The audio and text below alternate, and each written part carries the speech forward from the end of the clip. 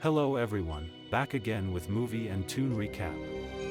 Today, I'm going to explain a Philippine psychological horror film from 2025, titled Penthouse 77. Spoilers ahead, so watch out and take care. The film opens in Manila, following Luna, a young woman who works as a cleaner, tending to murals and gravestones. She is deeply devoted to caring for her asthmatic younger brother, Jonas, and her sense of responsibility toward him borders on obsession. The siblings live in the slums of Manila in a rundown apartment with their mother and grandmother, who is believed to be a seer. When their mother, Natalia Caceres, returns home, she brings news of an opportunity for Luna to work aboard a cruise ship, explaining that the income would significantly help the Caceres family.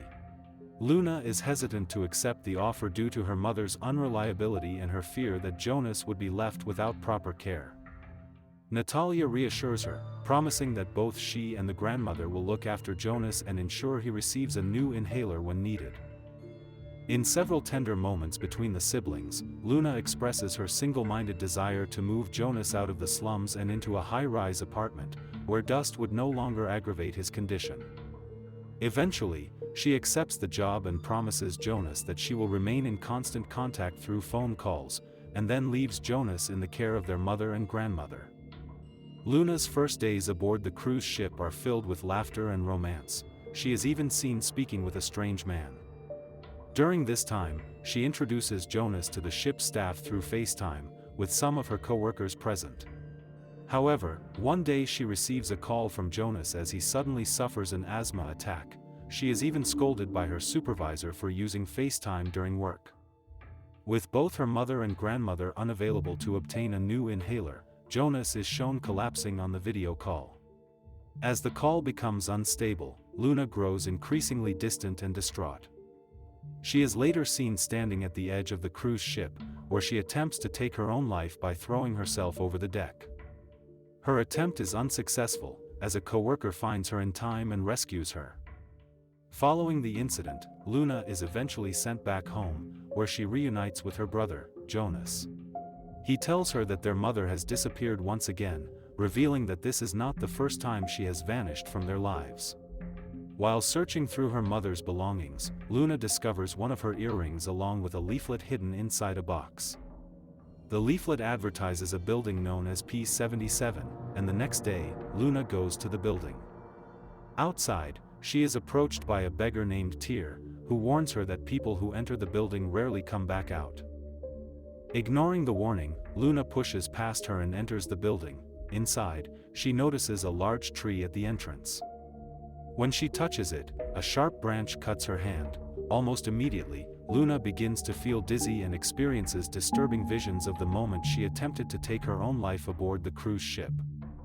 She is then approached by the building's receptionist, Anastasio, who claims to recognize her instantly, leaving Luna visibly shaken. He tells her that they have been expecting her ever since her mother spoke about her and informs her that she is to begin work for the Cambians, replacing her mother. As they speak, a male resident walks past, and Luna and the man exchange a brief smile. Luna is then assigned to work in the 77th floor penthouse belonging to the Cambians, and upon entering the apartment, she finds it empty. To her shock, she discovers her mother's other missing earring lying on the floor. Moments later, Luna is startled by the sudden arrival of Andrew Cambian and his wife Sonia, the owners of the penthouse. They are surprised to see her there, as they were not expecting anyone else. Luna explains that her mother previously worked for them as a house cleaner, but the couple insist that they have no memory of her. The couple offers Luna a house-sitting job while they are away for 5 days, promising to pay her upon their return. Although the contradiction of the couple not remembering her mother deeply unsettles Luna, her need for money to support Jonas outweighs her doubts, and she accepts the offer. As they speak, Luna briefly sees the figure of a smiling woman watching her, but the image quickly fades, revealing itself to be a vision. Before leaving, the couple clearly warns her not to bring anyone into the apartment. Following her suicide attempt aboard the cruise ship, Luna has been prescribed benzodiazepines, a strong antidepressant. While FaceTiming Jonas to tell him about her new job, he suddenly appears to suffer an asthma attack. With no one around to help him, Jonas collapses, but the scene is revealed to be another nightmare experienced by Luna. The next day, Luna returns home and tells her grandmother about the disturbing dream. Her grandmother, believed to be a seer, warns her that evil spirits are surrounding her and will eventually devour her soul. However, Luna dismisses the warning and refuses to believe her. Later, while talking with Jonas, Luna describes how beautiful the building is and apologizes for being unable to give him a better life. To comfort him, she offers to take him to the building the following day, and the next day, Luna brings Jonas with her to the building. While the receptionist is distracted on the phone, she secretly takes her brother upstairs into the apartment. As they enter, the camera lingers on Anastasio, who smiles knowingly, fully aware that Luna has brought her brother inside. Inside the room, Jonas is amazed by the beautiful decorations and thanks Luna for bringing him there. Luna begins to enjoy the privileges of house-sitting, using the bathtub to clean both herself and Jonas. Jonas suggests playing hide-and-seek and submerges himself in the bathtub, and when Luna tries to find him, she discovers that he is gone. Moments later, she sees Jonas standing at the bathroom door, which shocks her since she had just seen him in the tub, but Jonas denies being there with her. Luna dismisses the incident and later video calls her former colleague to show her where she is now working and the comforts she is enjoying. While relaxing in the bathtub afterward, Luna begins to submerge and is troubled by recurring nightmares in which she nearly drowns. Believing the medication she is taking is causing these visions, Luna throws it into the trash. Later, Luna wears one of Sonia's dresses and records herself, and she soon begins to feel uneasy. At first, she sees no one, but then she is startled by Jonas, who suggests playing hide-and-seek again. Luna sees Jonas run into another room and follows him, unaware of a tall figure standing behind her. Thinking Jonas is lying on the bed, she grabs him, but realizes it is not Jonas. As she continues searching, Luna finds Jonas hiding behind a curtain. He tells her that there is someone else in the house, and when Luna is briefly distracted, Jonas disappears. Suddenly, Luna is startled by Sonia, who has returned to the apartment to retrieve her passport. Sonia comments on the dress Luna is wearing, explaining that it is a funeral dress meant for her, which leaves Luna confused. Sonia tells Luna she can enjoy the comforts of the house and remarks that Luna is a better cleaner than her mother, making Luna suspicious, as the couple had earlier claimed they had never met her mother. Sonia then explains that her mother was once caught stealing but later returned what she had taken. Before leaving, Sonia warns Luna once again not to bring anyone into the apartment, stating that they would not be able to leave. Luna continues searching for Jonas and finds him eating from the couple's fridge. She scolds him for doing so, but Jonas responds that this is the life he has always wanted, that of the rich. Suddenly, he begins speaking as if possessed by a demon, and Luna experiences eerie visions of Jonas being possessed, with him turning threateningly toward her. After awakening from these visions, Luna tells Jonas about what she saw and begins to suspect that the house knows a great deal about her memories, even her thoughts. When Luna leaves the room, she notices an injury on her arm, and to her horror, she pulls a spider out of the wound. Panicked, she tries to remove the dress she is wearing, but it refuses to come off. Later, Luna is unexpectedly greeted by the resident of the next unit, who introduces himself as Theo. He says he has come to meet Andrew, but Luna informs him that Andrew is not around. To her surprise, Theo shows her the medicine can she had previously thrown into the trash, demonstrating that he knows what she has been taking. Luna opens up about her strange visions, attributing them to the side effects of the drug, and Theo jokingly suggests it is because she is taking it in excess. The two begin to bond, and Theo takes a picture of Luna. Something unusual appears in the background of the photo, which Theo dismisses as a glitch. He then asks Luna to dance with him, and she agrees after he promises not to tell the Cambians about Jonas's presence in the house. During the dance, Theo, who knows the building's history, explains to Luna that before the building existed, the site was a hospital, and the penthouse was a morgue. Later, it became a sex dungeon before being converted into the current high-rise. He rehearses with her for a masquerade ball and eventually extends an invitation, which Luna happily accepts, as attending the ball has been part of her dream. At first, everything seems fine, until Theo unexpectedly asks Luna to marry him, which makes her uncomfortable. He then leaves to retrieve the engagement ring, and left alone, the penthouse gradually transforms into a ballroom. Luna is confronted by an increasing number of unsettling figures, culminating in her encounter with the Cambions, who are revealed to be Theo's parents. Theo urges her to stay in the penthouse, claiming that no one ever leaves. Panicked, Luna flees the ballroom and finds herself in the room where Jonas had been sleeping, only to discover that he is now missing. While searching for him, she finds Jonas hiding in a drawer and experiences another vision, seeing his lifeless body in a morgue.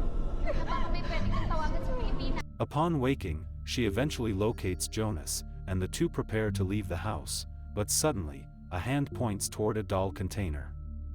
When Luna opens it, she finds pictures of several women, victims of the penthouse, including Tyr, and recalls what Tyr had told her about the house. They are then confronted by the spectral figures, including the Cambions, and Theo explains that the reason he took a picture of her earlier was to capture her soul. Grabbing a knife, Luna and Jonas try to escape as the figures pursue them. However, the door closes, trapping Jonas inside, and the figures appear and drag Jonas away. At this moment, the major twist begins to unfold.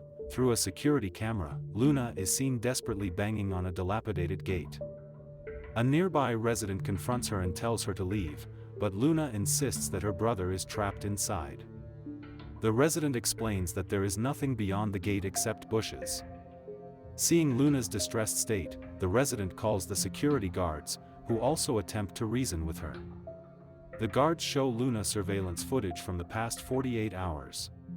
In the video, Luna is seen occupying the area, but no building exists there. Instead, it is only a garden, where she is shown repeating her earlier actions and conversations, this time entirely alone. Realizing this, Luna flees to find her mother and grandmother, while the Cambions wait for her, now using different names. Luna accuses them of holding her brother captive in the penthouse, but the couple claim they have no idea what she is talking about. They reveal themselves as cruise owners, explaining that the job offer was an attempt to reconnect with her after the emotional trauma she suffered on board. They clarify that the building known as P-77 never existed and was merely a misreading of the cruise leaflet. A neighbor's testimony, that Luna had always been alone, brings clarity to the narrative, revealing that her brother had died long ago. He died during their last FaceTime call while Luna was working on the cruise ship, and despite this, Luna refuses to believe what she is being told. Theo, now going by the name Aji, explains that he and Luna were once a couple, but she broke up with him after her brother's death, which led to her attempting to take her own life. Luna still refuses to accept their version of events, and at this point, the truth is revealed: the Cambions are demons, and their faces are formed from people in Luna's memories. In an attempt to fight back, Luna pours water on their faces, causing them to melt, only for it to be revealed that this, too, is another nightmare.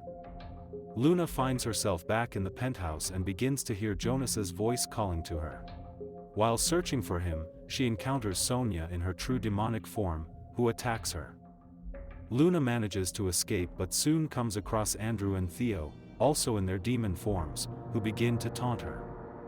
She quickly becomes surrounded by the entire demonic family. When all hope seems lost, the ghost of Tyr appears and tells Luna that the only way to defeat them and escape the penthouse is to accept the truth. Luna finds herself alone in the building and experiences a vision of Jonas having an asthma attack during their last FaceTime call, which caused his death. Overwhelmed with grief, she cries over her brother's body and finally accepts his death, telling him to rest in peace. The next scene shows Luna in a field, where she finds a picture of herself and walks away, symbolizing that she has finally escaped the penthouse. Aji, revealed to be her true lover, shows up and gives her flowers for Jonas's funeral, expressing his desire to see her again before leaving the country. Back at their apartment, Luna reunites with her grandmother and mother. They reveal that they spent a significant amount to give Jonas a proper burial. Natalia apologizes to Luna for occasionally disappearing and placing all the stress on her, but Luna reassures them that it is over, and the three embrace. Later, the family visits Jonas's grave to pay their respects, and the movie concludes with Luna placing a toy boat on his grave before walking away. Okay guys, that's all the recap about Penthouse 77 from 2025. Thanks for watching, see you again in the next video.